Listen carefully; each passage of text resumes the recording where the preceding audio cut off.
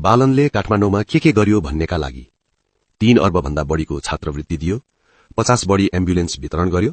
बिरामीलाई निशुल्क एम्बुलेन्स सेवा, फुटपाथ चौडा बनायो, गनाएका सड़क सफा गर्यो, सांस्कृतिक सम्पदा सफाई र जगेर्ना गर्यो, सरकारी जग्गा मिचेकालाई हटायो, जथाभावी पार्किङ हटायो,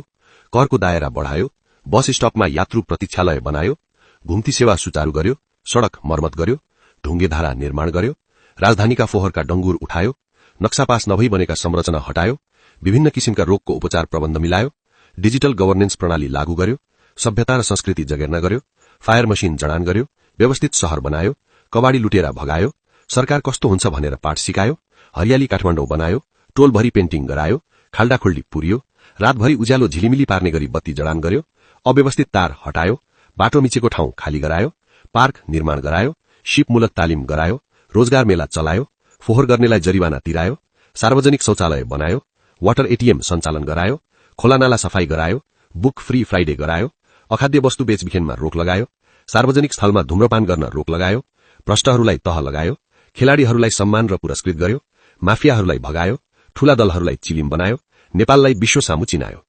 मेयर पदमा रहेर यति काम गर्न सके भने प्रधानमन्त्री भयो भने के मात्र गर्छन् होला।